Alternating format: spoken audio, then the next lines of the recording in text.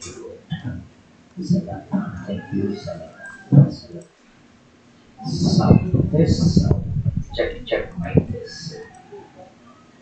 Sound.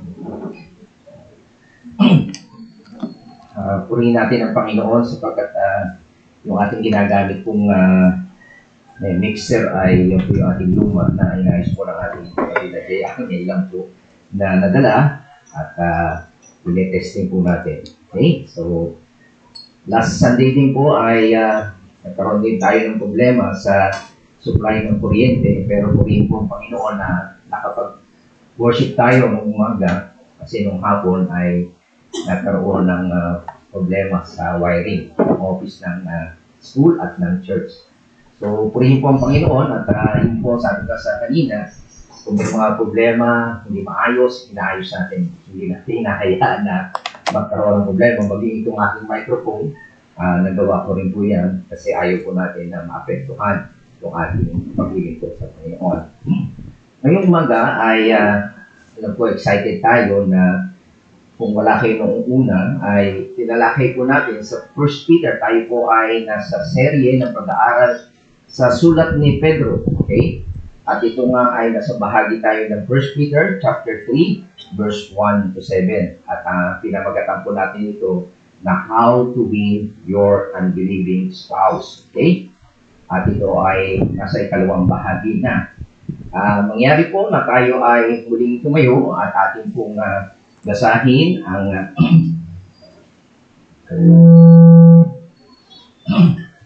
basahin po natin ang talatang ito sa verse 1. Okay? Sabay-sabay po tayong basahin natin. Kayo namang mga babae, pasakop kayo sa inyong asawa, at kung mayroon sa kanila na hindi pa naniniwala sa salita ng Diyos, mahikayat din sila sumampalaya dahil sa inyong magandang asal. Kahit hindi na kayo magpaliwanag pa sa nila. Sapagkat nang makita nila ang inyong makadiyos at malinis na pamumuhay, ang inyong ganda ay huwag maging panglabas lamang ng pag-aayos ng buhok at pagsusuot ng bintong alahas at mamahaling damit. Sa halip, pagyamanin ninyo ang kagandahang natatago sa puso, ang kagandahang walang kupas, na nilikha ng maamo at mapayapang diwa, na lubhang mahalaga sa mata ng Diyos. Iyan ang kagandahang ipinakita ng mga banal na babae, umasa sa Diyos noong unang panahon. Sila'y nagpasakop sa kanilang mga asawa. Tulad ni Sarah, sinunod niya at tinawag na Panginoon ang asawa niyang si Abraham. Kayo rin magpabilang sa kanyang mga anak kung matuwid ninyo ang mga gawa at kung wala kayong anumang kinakatakutan. Kayo namang mga lalaki na unawain ninyo at pakitunghang mabuti ang inyong asawa sapagkat sila mas mahina at tulad ninyong may karapatan din sila sa buhay na walang hanggan na kaloob ng Diyos. Gawin ninyo ito nang sa gayon ay walang magiging sagabal sa inyong mga panalangin. Ito po ang salita ng Panginoon. Pwede na po tayo po.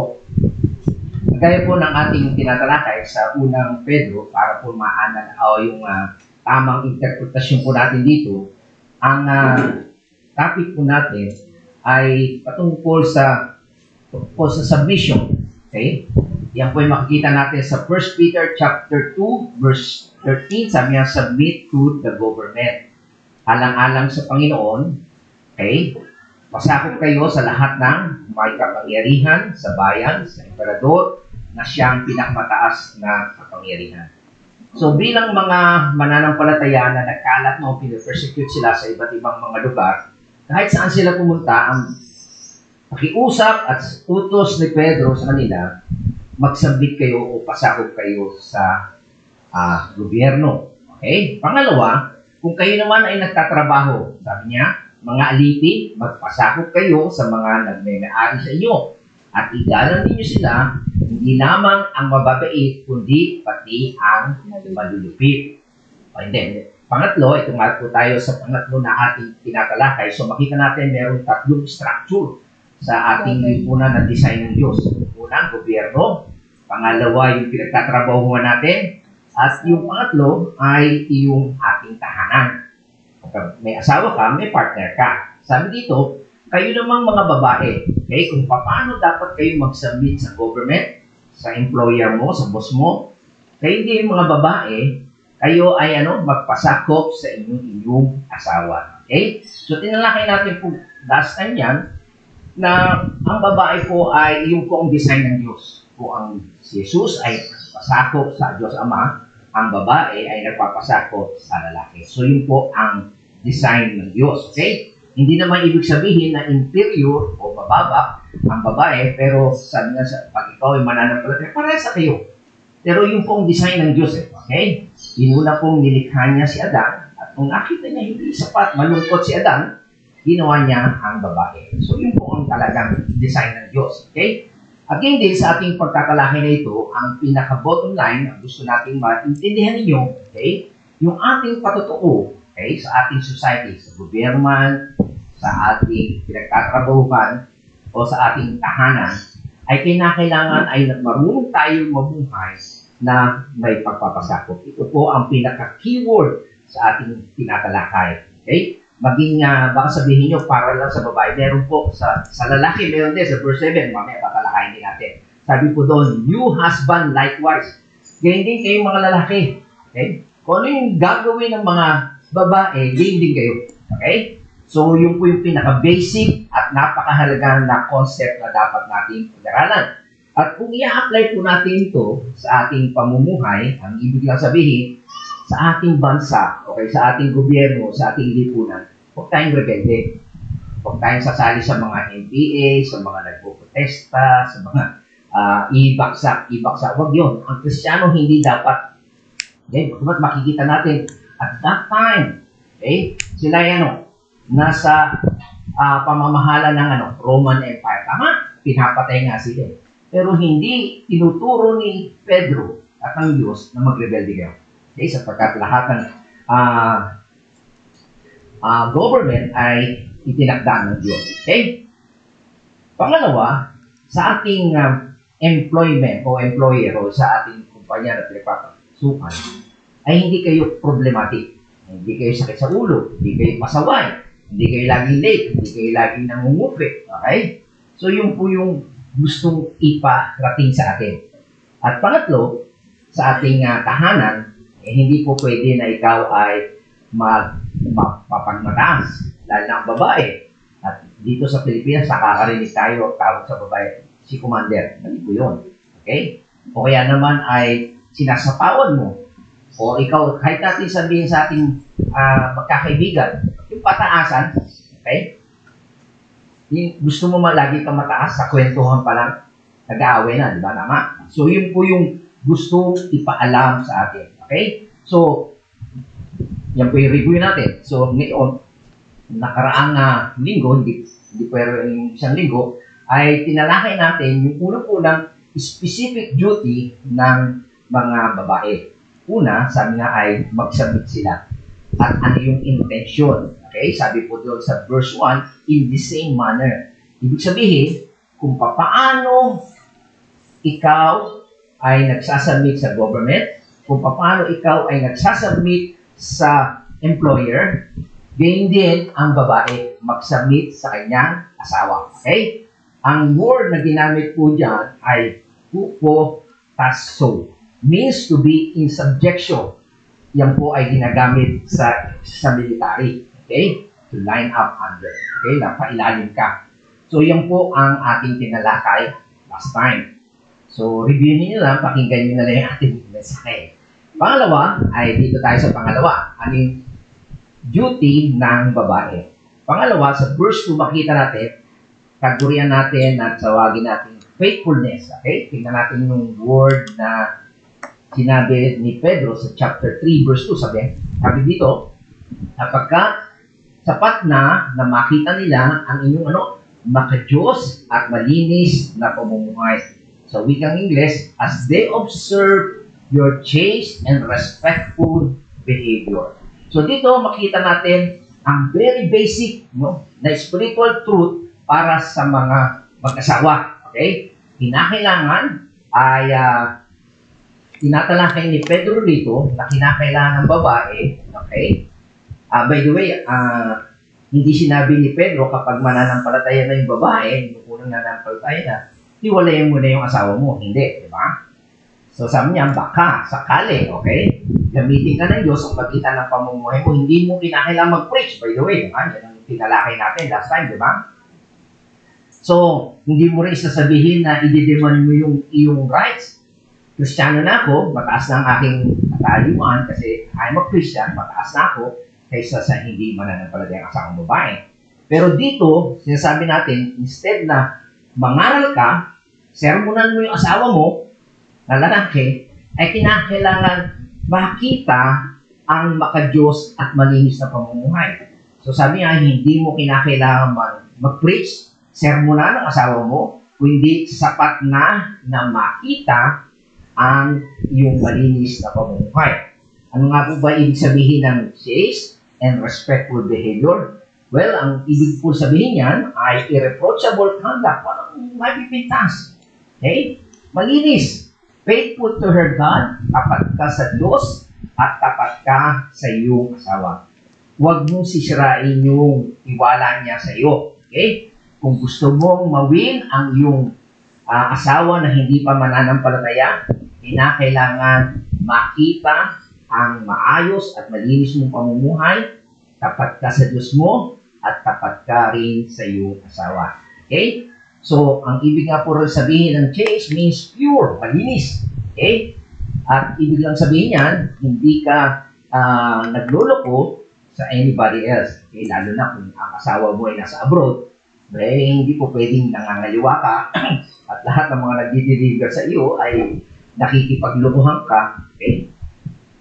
Yung pong ibig sabihin ng pagiging malinis. Okay? Hindi ka niloloko mo ang iyong asawa. Tapat ka sa kanya kahit wala siya. Pangalawa ay yung respectful. Ibig sabihin, meron kang paggalang sa asawa mo kahit hindi siya mananampalataya. Okay? So, konsepto po ito na unang naging mananampalataya ang babae.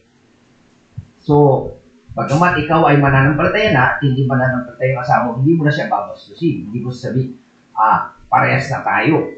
Pantay na tayo sa harapan ng Diyos. Ang lalaki at babae wala ng pagkakaiba. Hindi.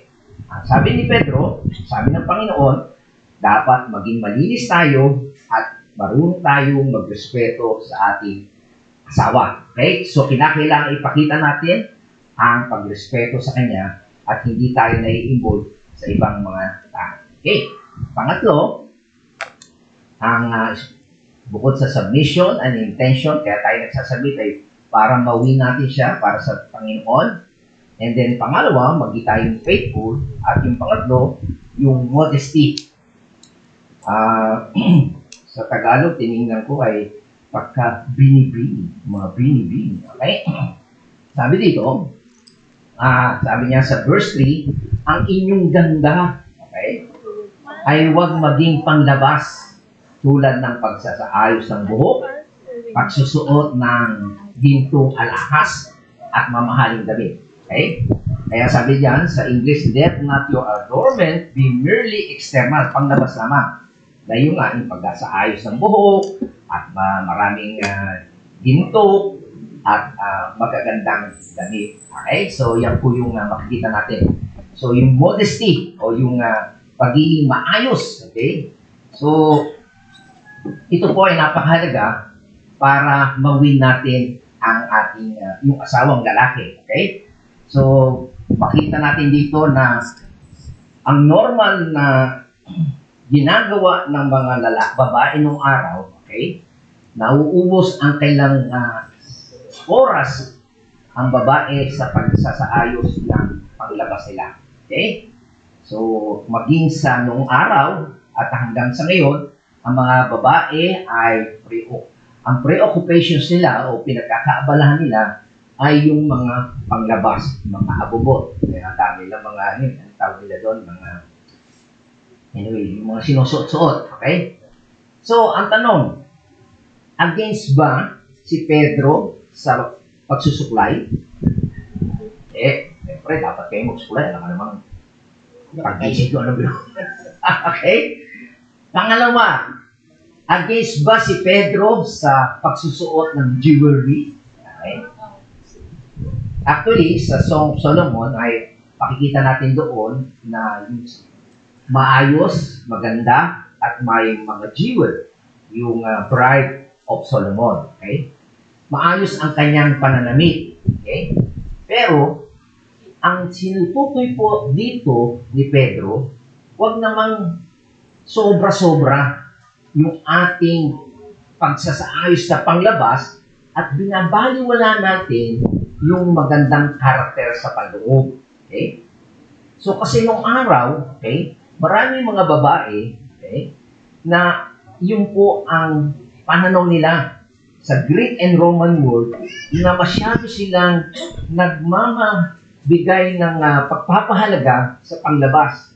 Noong araw pa man ay may usong-uso na yung mga cosmetics, mga nilalagay sa mukha. Okay? Hindi lang yun. Pati yung mga punk rock rockista noong araw, lalagay sila ng purple hair and green hair. Di ba nakakakita tayo niyan? Iba-ibang kulay, no? Noong araw pa po, nung Greek and Roman time, meron na po niyan. Nagdaday na po sila ng kailang buhok, purple. Ay, dami na eh. Iba-iba ng kulay, no? Parang mga ibon na. Okay? Nagsusot din sila ng mga wig. Okay? So, talagang makikita natin ay, yan po ay, nung araw ay malaking industriya na yan. Talagang huli niya ng mga babae. So, people literally tried fortunes in their clothing, lalo sa mga damit-damit. Lalo na ngayon, may mga online selling. Kaya pag nakikita ko, naririnig ko si Mrs. Walang ginawa ko, hindi na napunta sa shopping online naman. Hindi pa titigil dyan ako. So, masyado tayong na-attract. Ano yung style niya? Ibibili ako para wag daw. Anyway, ganoon po yun eh. Pero tingnan po natin, no? Hindi masama. Kailangan naman na maayos. Umuhay, siyempre, pag pasto. Siyempre, maayos ang, hindi dahil butas-butas. Okay? Pero ang punto po dito, hindi po bago ito noong paman. Okay? At tingnan po natin yung hatol ng Diyos sa bansang Israel sa Isaiah chapter 3. Mas sobra na po pagpapahalaga nila sa mga panglabas. Tingnan niyo po sa Isaiah chapter 3, verse 18. Tingnan niyo ha. Sabi, sa araw na yon, aalisin ni Yahweh ang mga alahas niya sa paa. Tingnan niyo, may alahas sila sa paa, sa ulo, at sa leeg. Ang mga kwintas, pulseras, at bandana, ang mga alahas sa buhok, braso, baywang, saan, mga sisidlan ng pabango at mga agimat. Ang mga singsing na sa daliri at sa ilong. Ganyan. Marami na silang panglabas na gamit, ornament, okay? Tapos sabi niya, ang mamahaling damit, balabal, kapa, at pitaka. Ang maninipis nilang damit, mga kasuotang lino, turbante, at belo. Ano mangyayari? Ang dating mabango ay aalingasaw sa baho. Lubid ang ibibigkis sa halip na mamahaling sinturon. Ang maayos na buhok at ay makakalbo. Ang magagarang damit ay papalitan ng sako, ang kagandahan ay maging kahihiyan. Okay? So, yan po makita natin na talagang direct ang siya po. Hindi para sa Panginoon na hindi mahalaga yun, di ba? Kaya makita natin sa niya, huwag yung panglabas, kundi yung panloob, yun ang mas mahalaga sa harapan ng Diyos. Okay? So, naiintindihan niyo pa, hindi siya against. Pero yung labis-labis, at hindi nyo nga ma-attract ang inyong asawa, magagalit pa nga yung gastos mo. Diba? Ano sabi sa verse 4? Sa halip, imbis na panglabas, ano sabi niya? Pagyamanin ninyo ang kagandahang saan? Nagtatago sa puso. Ang kagandahang walang kupas, na likha ng mahamok at mapayapang diwa, na ano sabi? Na lubhang mahalaga sa mata ng Diyos. Kita niyo? Yung sa bansang Israel, masyado silang papahalaga sa palamuti, mga babae noon. Akala na makaka-attract sila ng kanilang asawa. Pero ang sabi nga ni Pedro, nga instead na panglabas, ang pagyamanin natin ay yung mga natatago, yung mga kagandahan na likas at maamo, papayapang diwa. Okay? Nasa awa, mahalaga sa harapan ng Diyos. Okay?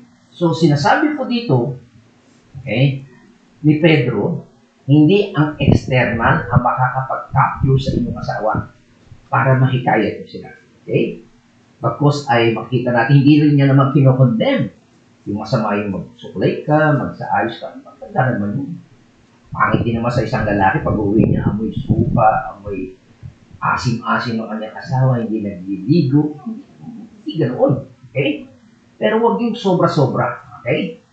At makita natin dito na ang totoong beauty, okay? At makikita natin na paggamit tayo sa daigdig natin ngayon, ay namumuhay tayo sa paligid natin, mga luxury, at talagang laganap yan, di ba? Hindi. Sabi niya, salamat, di napunta ang asawa ko sa SM.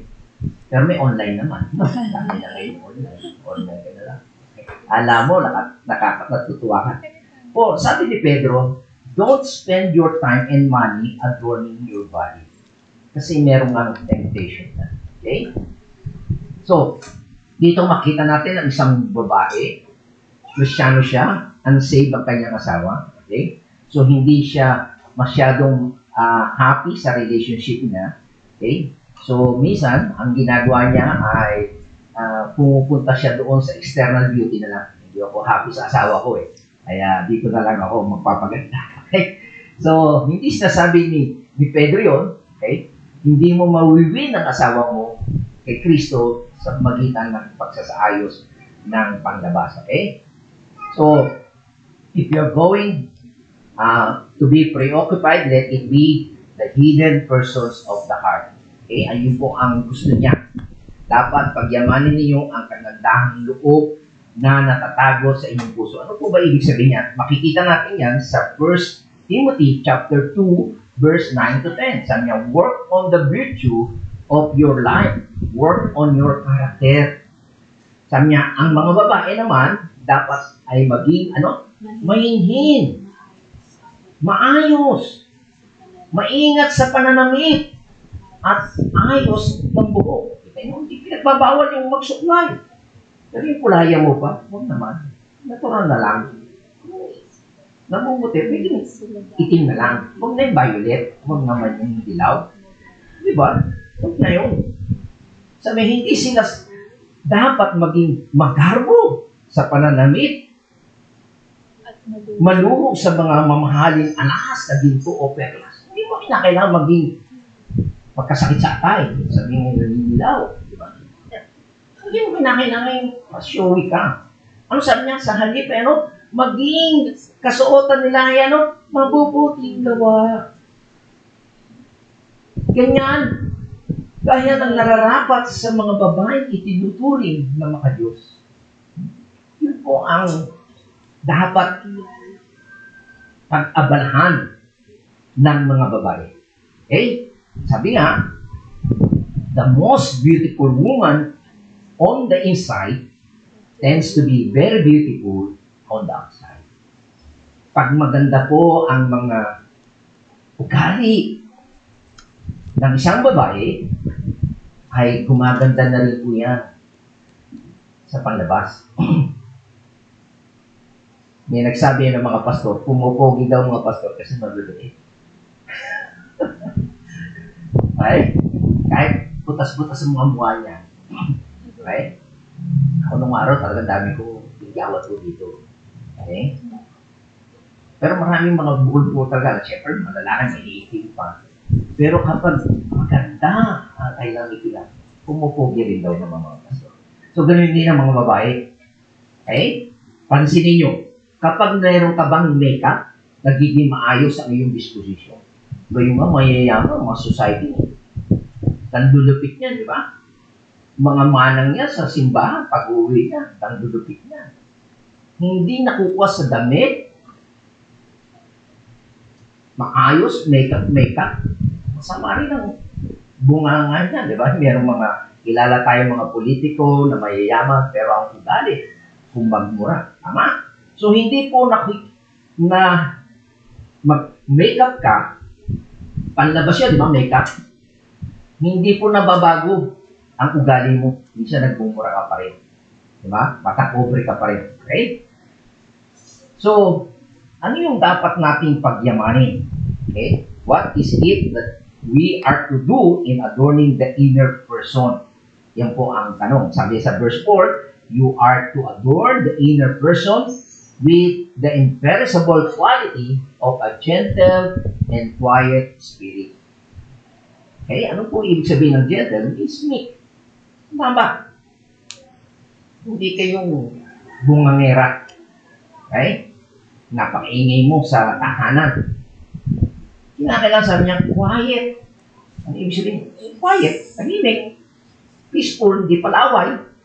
Kalmado, in control. Yan po ang dapat katangian ng isang babae. Pagkamanin yan. May need.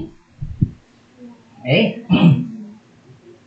And the word spirit means disposition. Yung marunong, yung maparaan siya, yung pagpapasya niya. Okay? And the most beautiful kind of woman is the woman with a meek, okay, gentle, peaceful, calm, and quiet disposition. Okay? Ito po yung mga inner virtue that a woman is to pursue. Ito yung dapat pakanaisin ng babae, and that is what wins the heart of a man. Okay? Kaya po yung aking asawa, tahimik lang niya. Walang kakibo-kibo yan nung una ko siyang nakita. Okay? Nung araw.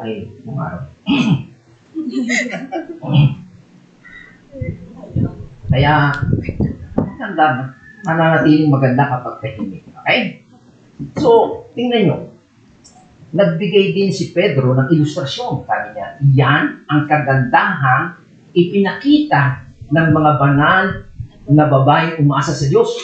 Kanya, may ilustrasyon siya. Noong unang panahon, sila'y nagpasakop sa kailang mga asawa. Kanya, that's biblical. Ang mga babae ay nagpasakop. Ipinakita, hindi lang basta sinabi, kundi talagang i-demonstrate. Okay? At yan nga po ay makikita natin kanino. Okay? Kay Sarah. Okay? So, yung submissiveness to the husband, that's the proper adornment. Yan ang ating pagyamanin. Diyan tayo dapat magpursige, lalo yung mga babae. At makikita natin, dapat sila ay makitaan ng modelo na paparisan. Okay? Sa ngayon, ang mga babae, kanino kayo tumitingin? Kaninong modelo sa mga artista? Sino gusto yung modelo na babae? Si Tony Andrés. Ano, tama ba? O si Marian, o si sino ba yung asawa ni Cheese? Si Hart, yung fashionista. Yung bang gusto nyo? Tumitingin ba kayo doon sa mga modelong gano'n? Okay? Naghahanap tayo ng modelo, di ba? Paparisan, gagayahan. Okay? Kaya sinasabi dito, tulad ng mga babaeng banal. Ibig sabihin, kung gusto nyo ng may paparisan ka, hindi ka pupunta sa magazine, hindi ka pupunta sa mga YouTube o sa mga internet na hahanapin mo yung mga buhay ng artista. Okay? Ano dapat mong gawin? Get your Bible, okay, and look for the holy woman who are submissive to their own husband. Okay? Punta ka doon. Kasi wala kang makikita. Baka hindi mo makita. Ang gayahin mo yung pasyonista. O, ganda suot niya. O, ito sapatos niya. Ito damit niya. Ganda alas niya. Ang ganda ng bag niya. Ako, yan yung mga weakness ng mga babae, ba? Okay. So, kinakailangan, pupunta tayo sa Biblia, sapagkat diyan makakita tayo ng mga models that you are to pattern your life after. Yan po ang dapat nating gawin. Okay? So, okay. Bibili-bili ng mga magazine. Sa Australia, maraming ganong mga magazine. Minsan, nanay ko, bili ng bili. Mahilig naman, crossword puzzle lang naman. Okay? Pero meron pa rin makikita ng buhay ng mga royal family. Yun ang mga hilig sila. Titingnan yung buhay ng mga royal family. Kaya bibili sila ng mga magazine. Pero napansin natin, mga royal family nagkakahiwalay-hiwalay din. Tama? So, huwag tayong kumuha doon sa mga ganong modelo. Okay? Kundi pumunta tayo sa Biblia. Yeah. Gaya sabi sa inyo, nagpakita siya ng ilustrasyon. Ngayon, sino ba yung ating model? Sabi niya, she is a model of obedience. Sino yun? Si Sarah. Sabi niya, tulad ni Sarah, okay? Sinunod niya at tinawag na Panginoon ang asawa niyang si Abraham. Kayo rin naman ay mapapabilang sa kanyang mga anak kung matuwid ang inyong mga gawa at kung wala kayong anumang kinakatakutan. Okay? So, makita natin dito, si Sarah ang naging modelo. Pattern, bakit? Kasi sinunod niya si Abraham. She is a model of obedience. Bakit? Ano tawag niya kay Abraham? Panginoon. Para sa inyo, so, parang hindi naman nata nababagay, tawagin ko ang aking asawa na Lord. Ibig sabihin niya, yes, Lord, what do you want? Para pang-iisuto, bisa sa, boss, yes, sir, anong gusto mo? Diba? Bisa ganyan, tono ng babae.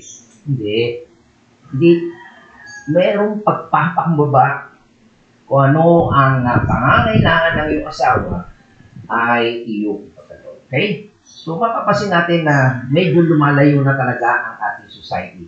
Okay? Sa sinasabi ng Biblia. Pero dito, makita natin, it is biblical. Si Sarah, inobey niya ang kanyang asawa, lalaki, si Abraham, at tinawag niyang Lord o Master. Okay? Pag sinabi niyang calling him, ibig sabihin niyan, it is a present participle, present tense, ibig sabihin constantly calling him Lord, ibig sabihin constantly na nagsasubmit si Sarah kay Abraham. So, bakit pinili ni Pedro si Sarah na maging modelo? So, sabi nga diyan, ay sabi dito sa ating text, sabi, you have become her children if you do what is right without being frightened by any fear. So, alam natin, sino yung asawa ni Sarah? Si Abraham. Si Abraham ay believer. At makikita natin, we are child of Abraham by rights. Okay? At yun po sinasabi sa Romans chapter 4, verse 11 and 12. We are the children of Abraham by faith. Alam natin, iniklaim ng mga Hudyo na sila daw ay lahi ni Abraham, anak din ni Abraham. Pero sinabi din ng Panginoon na hindi kayo anak ni Abraham, anak kayo ni Satanas. Pag hindi ka mananampalataya, by race nila, lahi. Pero tayo, bilang mga totoong mananampalataya believer, tayo rin ay nagiging anak ni Abraham by faith. Sabi niya, tinuli siya bilang tanda na siya itinuturing na matuwid ng Diyos. Dahil sa pananampalataya, nung hindi pa siya tuli, kaya siya ay naging ama ng lahat ng sumasampalataya sa Diyos. Sa gayon sila'y pinawa ng salarin kahit hindi sila tinuli. So kasi yung mga circumcised, yung palatandaan na ikaw ay sumampalataya. Okay? Ang mga Hudyo. Yung mga hintil, hindi. Pero tayo, mga hintil tayo rin ay mapapabilang sa lahi o anak ni Abraham kung tayo ay sumampalataya sa Panginoon Jesus. At sila ay ama rin ng mga tuli, hindi lamang dahil sa kanyang pagiging tuli, kundi dahil sila ay sumasampalataya rin tulad ng ating mga ninunong si Abraham bago siya tuliin. So, hindi po yan sa kangay simbolo, tuli ka at hindi tuli. Okay? So, yun po yung simbol ng Hudyo at hindi Hudyo. And then, sinasabi din po yan sa Galatians chapter 3, verse 8 to 9, sabi, we are also the children of Abraham by faith. Kanya bago pa ito nangyari, ay pinahayagnan ng kasulatan na ipinawalang sala ng Diyos ang mga hintil, kaya sa iyo, ito yung mga hindi tuli, yung mga hintil sa magitan na kailang pananalig sa Kanya, at ang magandang balitang ito ay inihayag kay Abraham, sa magitan mo'y pagpapalain ng Diyos ang lahat ng bansa. Sumampalataya sa Diyos si Abraham, kaya siya'y pinagpala at pagpapalain din tulad niya ang lahat ng nananalig sa Diyos. Okay? So, yan po makita natin, no? Na kapag ika nga ay nag-submit ang babae, okay? Kagaya ni Abraham, ay ni Sarah kay Abraham, ay sabi dito ay magiging ka rin anak. Okay? Niya. Okay? At alam natin, it is also similar sa pagiging anak ni Abraham. So, sinasabi yan, ang isang Christian woman who follow the pattern of Sarah can be called Sarah's children. Nakatulad din yun ng Abraham's children. Hindi lang sila children of faith, but also children of submission. Okay? So, hindi mo lang sinusunod yung faith ni Abraham, kundi sinusunod mo rin yung submission ni Sarah if you want it. It's right. Okay? So, yan po ang sinasabi ko doon sa verse 6 na yan. Okay? If you do what is right without being frightened by any fear.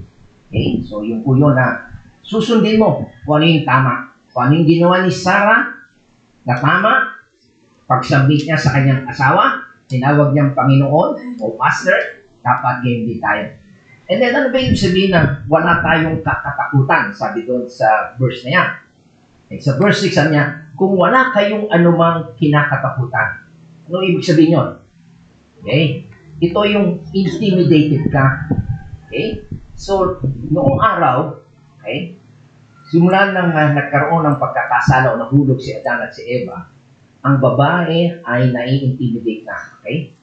Na mag-submit sa kanilang asawa. Noong pa man, okay, nararanasan nila yun hanggang sa ngayon.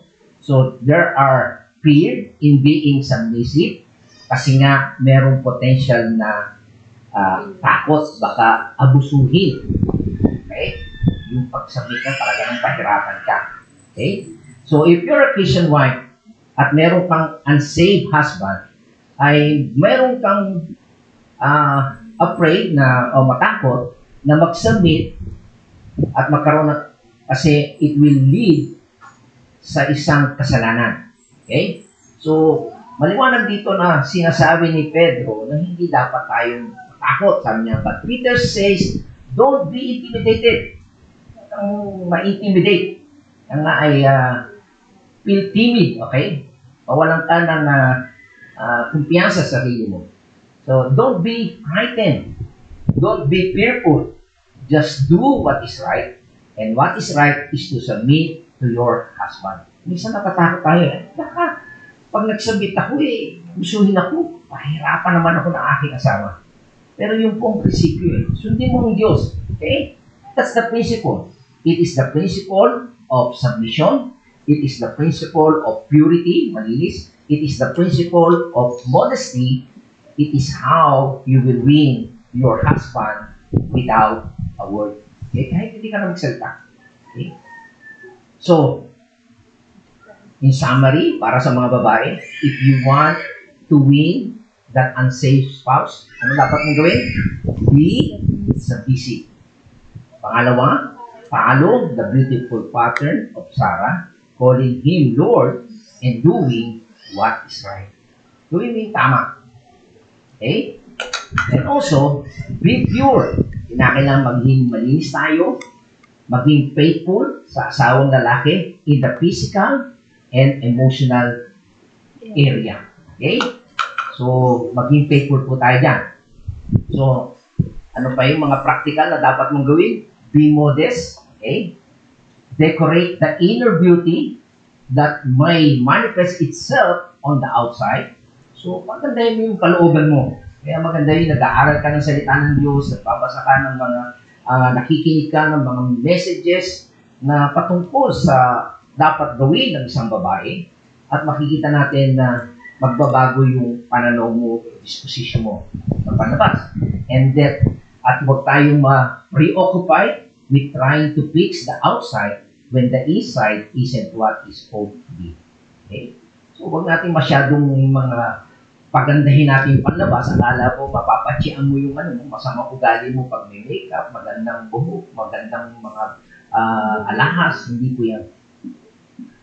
So, kinakailangan pagyamanin mo yung kalooban mo. And then, dapat yan ang dapat mong ipamuhay as an alien and strangers in a marriage with the hope of influencing your husband for Christ. Okay? So, alam natin na tayo bilang mga mananampalataya ay alien and stranger. Okay? dito sa mundo na ito. Okay? So, yan na ay para sa mga babae. Pastor, paano naman ang mga lalaki? Okay, balik rin na natin ang usapan. Sabi dito, kayo naman mga lalaki. O, akala nyo para sa babae lang ito. Sabi dito sa verse 7, kaya lang sasabihin nyo, Pastor, bakit 6 na verse sa babae? Isang verse lang sa lalaki. Sabi nga sa inyo, na usually sa common nila, pag naging Kristiyano ang lalaki, madaling sumunod ang babae. Pero kapag ang babae ang nauna kaysa sa lalaki, mahirap. Kaya maraming pakiusap o pasabi si Pedro. Okay? Tingnan natin. Sabi niya, kayo namang mga lalaki, unawain niyo at pakitunguhang mabuti ang inyong asawa.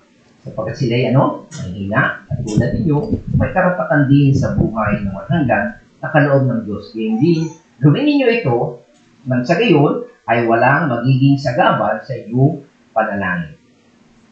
So take note, yung sinabi ni Pedro ito, you husband likewise.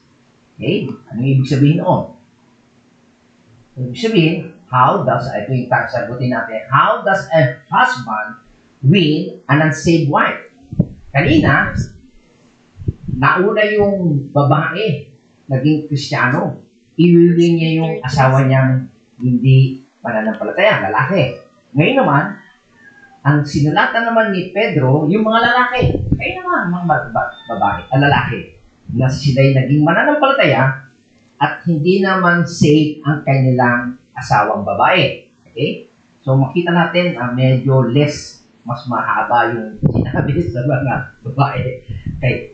Sabi dito yung word, you husband likewise. Ano ibig sabihin ni Pedro nang sabihin niya yung likewise? Ibig sabihin, kung yung mga babae inuutosang mag-submit, kayo din mga lalaki mag-submit. Okay? Meron ding submission sa isang lalaki. Ano nga ba yun? Tignan natin, sabi po dyan sa Ephesians chapter 5, verse 21. Sabi niya, yung context niya, kung babasahin nyo, pasakot kayo saan? Sa isa't isa.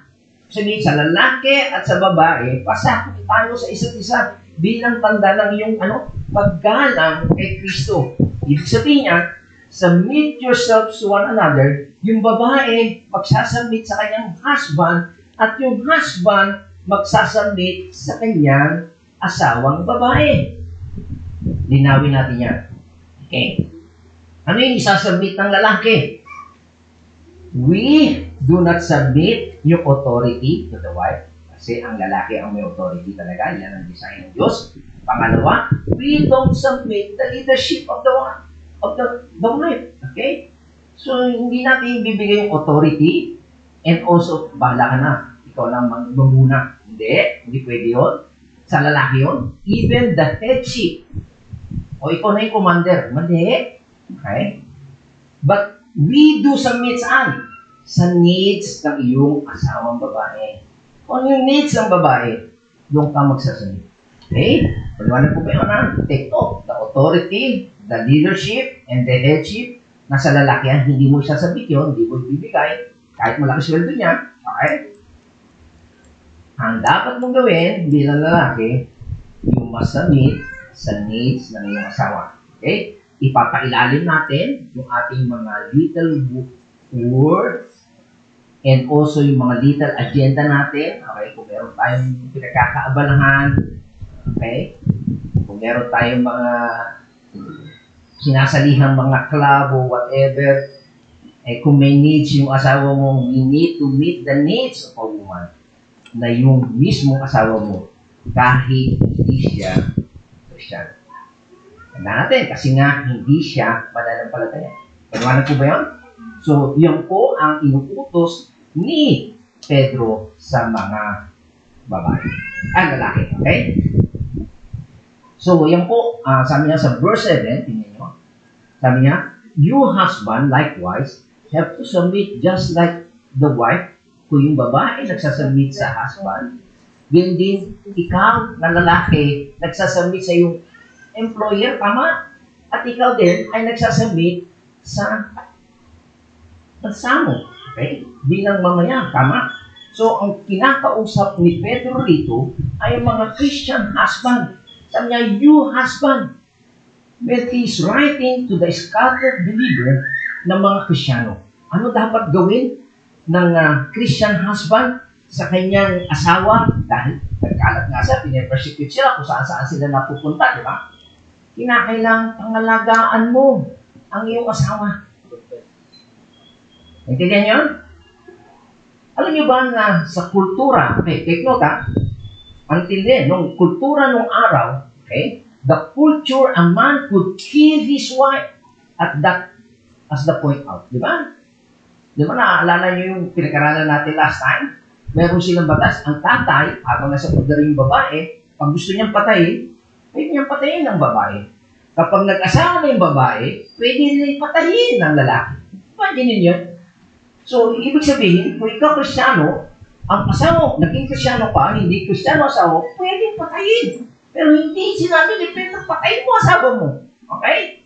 At alam nyo kay Cato, sabi according to the Roman law, okay, say if you catch your wife in an act of infidelity, you can kill her without a trial. Patayin mo, di ba? Meron din batas yan.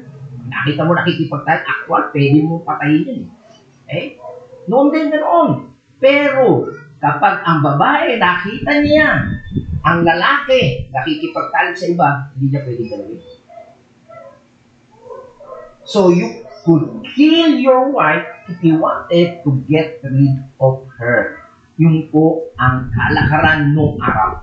Pero hindi po yun ang inuutos ni Pedro sa mga lalaki. Kung ikaw naging mananampalataya, hindi mo papatayin. O hindi ka hahanap ng mga Kristiyanong babae rin. Kung hindi, you take care of their needs. Sabi diyan sa verse 7, sabi niya, unawain ninyo at pakitunguhang mabuti ang inyong asawa. Okay? So, tatalakayin natin dito, ano yung responsibilidad ng lalaki? Kanina, merong responsibilidad ng babae. Diba? Submission, faithful, and modest. Ang lalaki kaya, anong dapat niyang gawin? Kaya ano yung responsibilidad niya? Unang-una, sabi niya, yung consideration. Sabi niya, live with your wives in an understanding way. Sa Griego, yung word na understanding, gnosis, means that is knowledge. Kilala mo yung asawa mo. Meron kang malalim na experiential knowledge sa asawa mo. Kilalanin mo yung asawa mo. Kasi nga, mahina siya. What do you mean by that? Maging sensitive ka sa pangangailangan niya. Sensitive sa kanyang damdamin. At maging, sabi dito ni Pedro, includes the sexual aspect as well. Okay? Diyan makita natin na it includes yung intimacy. Because knowing someone means having an intimate relationship. Pag kilala mo na siya. At sabi nga sa Bible, sabi doon ay Cain knew his wife and she bore a child. Pag sinabing no, ay nandoon yung intimacy. Sabi diyan, nakilala ni Cain ang kanyang asawa at siya'y naglihi at ipinanganak si Enoch. Cain knew his wife. She conceived and bare Enoch. Kita niya? So, the more na makilala mo yung asawa mo, okay, mas malalim. Hindi lang kanyang needs physically o emotionally, even your intimacy. Okay? At by the way, yung salitang live is the word sunokokeo, no? Sa Greek yan. Hindi natin alam yung mga pronunciation niya, but yan po yung sinasabi na ibig sabihin ng live. Okay? It means to be together with someone in the house, sa bahay mo, and stay intimate, stay close. Hindi mangingibang bahay ka. Hindi sarili mong bahay. And by the way, sa Septuagint, okay, na translation, okay, the word sinoikoyo is used, the Septuagint, for intercourse. Okay?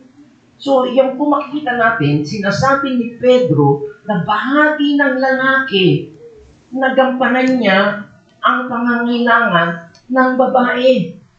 Siya lang po ang dapat gumawa noon. Okay? Kaya dapat mas malalim ng pagsasama nila. Okay? Huwag nating puputulin yun yung deepest and physical, emotional need just because she is not a Christian. Hindi siya Kristiyano, kaya ayoko na. Hindi ko na gagampanan yung aking tungkulin bilang lalaki sa kanya. No, mali. Ikaw ang dapat gumawa noon. Manayong-manayo po doon yun na ina-abuse mo, ini-ignore mo siya, wala ka ng pagpapahalaga sa babae, at sinasakripisyo mo yung pangangailangan ng kanyang asawa, ng yung asawa na hindi mananampalataya. Ang dapat gawin ng lalaki, maging thoughtful siya, maging respectful siya. Okay? So alam niyo, sa panahon noon, kakaiba doon. Hindi ginagawa ng lalaki yun sa babae. Okay? Para sa isang Kristiyano, okay, na nabago siya, na magiging respectful siya, sensitive siya towards sa kanyang babae, na wala namang pagpapahalaga kay Kristo, parang kakaiba yun. Anong klaseng binhi yan? Parang hindi puso yan. Parang panahon na yun. Okay? Pero yun po ang binabanggit ng banal na kasulatan tungkol sa pagiging we-submit to one another. Kaya napakaganda po maging mananampalataya. Kasi nga, sabi sa inyo, kung hindi mananampalataya ang lalaki noon, pwede niyang patayan ang asawa niya. Babae. Ganun kababa ang paningin ng mga tao ng araw sa babae. Pwedeng patayin. Okay? So, pangalawa, na responsibilidad ng lalaki sa kanyang asawa ay yung consideration, pangalawa ay chivalry. Okay? Yung maginoo, kanina, sa babae, binibini. Maginoo, pero hindi bastos. Okay? Maginoo, chivalry. Okay? Bakit? Kasi sabi po dyan, she is a weaker vessel. Sapagkat sila'y mas mahina. Sabi niya sa wikang English, you have to live with her as with a weaker vessel, since she is a woman. Okay? Kaya, maging maginoo ka. Okay? Kasi mahina siya. Ano ibig uli natin sabihin yun? What does it mean? Well, tingnan natin. Sinabi kasing weaker. Very comparative yun. Di ba? Iko-compare natin. So, weak, isipin natin na alam natin na ang mga babae ay merong kahinaan physically. Pero tandaan natin, huwag tayo magmalaki bilang lalaki kasi tayo rin ay weak din. Di ba? Pero mas weaker ang babae. Okay? Nakita niyo yan? Hindi ibig sabihin you're strong, weak rin, pero mas weaker ang babae. So, anong ibig sabihin yun? Saan tumutukoy yun? Physically, mas mahina sila. Emotionally, di ba? Paramdami sila. Naturally, weakness nila. A woman is physically weaker. Okay? So, ano dapat gawin ng lalaki? Protektahan mo siya. Di ba? Di ba? Pag nung binata at dalaga kayo, pag naglalakad kayo, o dito ka sa safe side, ang mga lalaki ay nandito sa bilang kalye. Okay? Pag asawa na, hindi, baliktad na. Hindi, ganoon pa rin.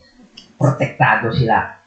Pangalawa, kinakailangan ipoprovide natin sila ng kailangan nila. Papakiinin din natin sila. And also, i-cherish din natin sila. Pasisiyahan natin. Okay? So, yan po ang dapat gawin ng mga lalaki. Okay? So, husband, you have unsaved wife. Okay? Ano dapat natin gawin? Maintain deep intimacy with her. Lagi kayong maging close o sweet lalo. Okay? Maging sensitive sa kanyang pangangailangan. Intindihin natin na she needs your protection and she needs your provision. Ano na? Oh, sulat, mumugutin ni Jojo yan. Okay? Yan, maganda yan. And then, pangatlo, consideration, chivalry, and then pangatlo, yung companion. Okay? Ayun yan. Kaya, sabi ng asawa ko, ayoko marami ng ligaw sa kanya eh. May Navy, may Seaman. Siyempre pag Seaman, Navy, iwanan ka, no? Ba't din na si Owe, dito na sa Pilipinas, no? May kampanyo. Hindi, totoo yun. Ayaw ng mga babaeng gano'n. Sabi niya, tingnan natin. Sabi niya, yamang kayo'y may kasamang tagapagmana ng biyaya ng kabuhayan. Okay? Upang ang inyong mga panalangin ay huwag mapigilan. Sabi sa wikang Ingles, grant her honor as a fellow heirs of the grace of life. Okay? So, hindi lang natin yung consideration, chivalry, companion. Okay? Ano po ba yung ibig sabihin ng grace of life? Binago ko yung translation kasi sa Mabuting Balita Biblia ay sinasabi doon na yung grace of life ay eternal life. Hindi po yun. Okay? Ang grace of life, hindi po siya eternal life. It is not a saving grace. Okay? Ang grace po ay tumutukoy sa text po nito ay gift. Regalo. Okay? Ano po yung regalo sa atin? Lalo na sa mga kasawa. What's the best gift that a life has to offer? Ano po yung pwedeng ibigay na magandang regalo sa atin habang tayo nabubuhay? Alam niyo ba? Yung marriage. Tatawa si Xiao. Marriage, that's the God's grace gift to everybody. Kasi pareho kayong magmamana together. Okay? Very important po yan. Hindi po speaking tayo spiritually here. He is speaking about maritally. Pagsasama mo kasawa. Okay? At alam natin na tinutukoy po niya ang isang unsaved wife because he says your husband likewise. Ito po ay tumutukoy na makita natin na sa chapter 1, tayo ay Kristiyano na namumuhay sa isang unsafe environment. Diba? Kaya, sabi din po yun, sabi ko sa inyo, sa Ecclesiastes chapter 9, sabi niya, magpakiligaya ka sa piling ng babaeng iyong minamahal habang ikaw ay nabubuhay sa mundo nito. That's very gift. Okay? Para sa mga may asawa. Okay? Sabi niya, magpakiligaya, you enjoy life. Kasama ng iyong asawang minamahal sapagkat iyon ay bahagi at bunga ng iyong pinagpaguran sa maikling buhay na ito. So, maikling lang ang buhay natin sa mundo na ito. Okay? Blessing yung magkaroon ka ng asawa. Kristyano dapat, ha? Yan ang dapat. Okay? Pero dito sa ating tinatalakay, pareho kayong hindi mananampalataya noon, pero may nauna. Yung una babae, ito na yung pangalawa, nauna naman yung lalaki. Pero napakaganda na kapag meron kang asawa, ito ay napakaganda. Okay? So dito makita natin na sinasabi, he's saying, look, you must live with her as a fellow heir of the grace of life. So dapat gawin mo bilang lalaki, sabi niya, i-cultivate mo yung companionship mo. Yung friendship mo. Diba? Hindi yung pagdalagat binata lang kayo, maganda, nagsasampay, holding hands, pagdating na. May asawa at may anak na kayo, para lang sa anak. Diba? Meron iba, para lang sa anak ko, mali po yun. Wala dito sa inyo, si, ano pangalan yun? Sabi niya, gusto ko magbago, para lang sa anak ko. Hindi dapat para lang sa anak mo. Para rin sa asawa mo, magbago ka para makikayat mo rin yung asawa mo. Okay? So, cultivate your companionship, friendship, respect her as her together. Pagkapagmana kaya ng grace of life, paro-paro kayo. Kasi yung iba, hindi nakapag-asawa. Diba? Diba, sabi naman ng Biblia, yung mga hindi nagkasawa, ikakasal kayo, hindi lang kayo ate ng kasalan. Hindi kayo guest, hindi kayo ninong. Si Diyosa nagninang na eh. Hindi pa ikinasal, nagninang na. Sabi ko, don't worry, sabi sa Bible, ikakasal ka rin. Diba? Pero, merong iba na nagkaroon ng asawa, sabi niya, it is a grace of life. The best that life has to offer, the toppings of life. Kung baga sa cake, merong toppings. Diba? Kaya, maganda yung Kristiyano kayo. Maging Kristiyano yung asawa mo para hindi kayo nagkaaway. Diba? Masaya ang pamilya para makita ng iyong mga anak at tularan din kayo. Diba? Sad to say, sabi ko sa inyo, magulang ko, magulang ng aking misis, they both nag-asawa ng hindi pareho ang kailang belief o religion. Diba? Sad pa yung na ganoon. Magkakaroon ng conflict. Di mo yung isa, kinasal dito, kinasal din doon sa isa. Sa protestante, kinasal pa rin sa magugulo ang anak mo, saan pa tayo? Ako na yung punto ko. May pagtatalo. So, kinakailangan magdesisyon bago kayo kasal, mga babae. Ito yung case na ito, hindi ko ina-encourage na mawiwin mo. No, hindi ko lang kasi kung naman. There's a problem. Pero, nangyari, naging mananampalatayang una isa, anong dapat natin gawin? Ito yung ating pinapalahan. So, makita natin dito na napakaganda na ikaw ay binayaan na magkaroon ng asawa at iyon ay isang biyaya ng Diyos. That's the grace of life. So, kaya, mga kapatid, tinatawagan tayo for fellowship, partnership, friendship, companionship, communion that is foreign in Peter's day. Talagang hindi po likas yan doon, panahon na yun. Sabi nga sa inyo, ang kultura noon, pwede patayin ng lalaki ang babae. Iba na, paniniwala mo. Eh, bawal yun. Para sa isang mananampalataya, tama? Kasi, kung ang babae naging Kristiyano at ang lalaki hindi, pwede siya patayin. Hindi siya. Ayan. Pero, maganda ang pakitungo ng Kristiyanong babae. Inaasikaso, papatayin ba siya noon? Hindi rin gagawin ng babae, lalasunin niya ang asawa niya. Hindi. Kaya makikita niyo, napakagandang maging Kristiyano. Umaayos ang buhay. Okay? Kita niyan? So, ganoon makita natin, hindi rin common sa lalaki na magsamit at pakitungan ng asawang babae. Okay? Hindi common yun. Okay?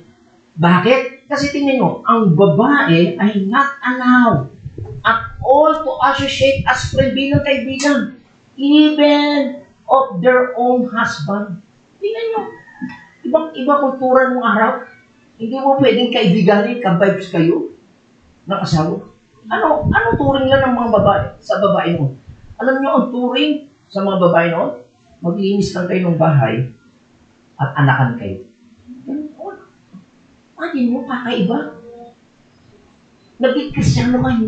Ngayon, ginagawa mo siyang best friend. Ginagawa mo siyang companion partner. Kita niyo? Napakagandang.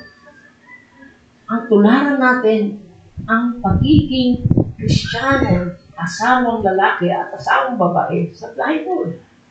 Okay? So, 5 minutes na lang. So, ano sinasabi dito? Ni Pedro, husband, do that.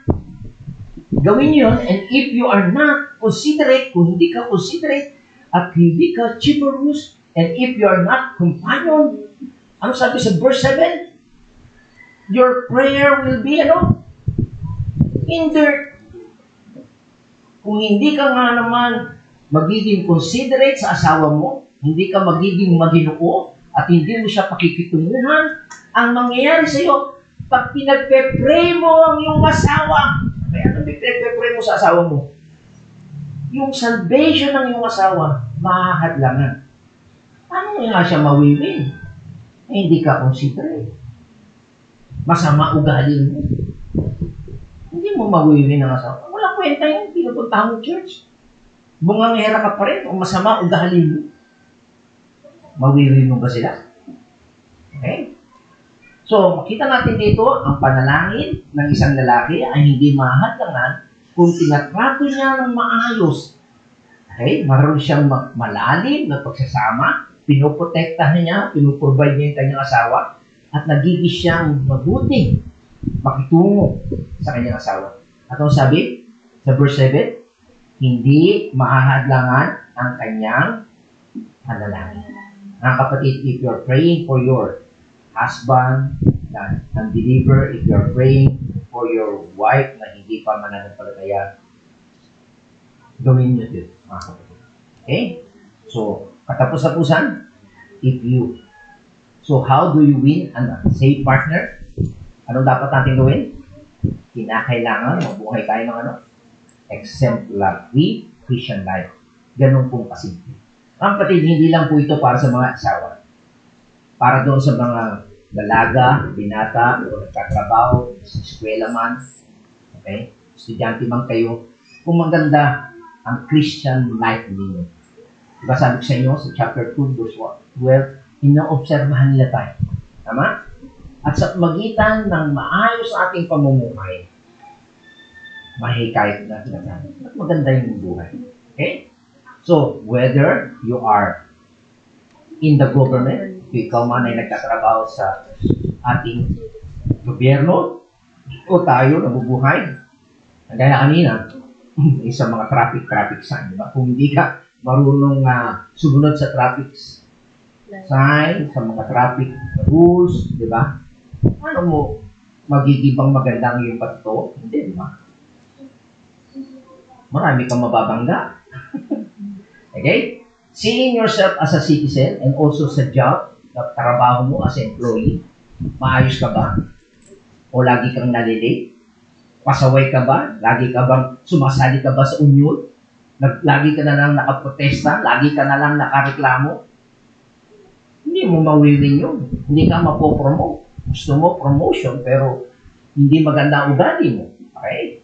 At sa bahay naman, okay, bilang marriage partner, ang role mo is always the same.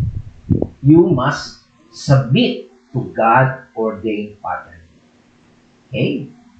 For that social relationship, okay, yun po ang talagang design ng Diyos sa social structure.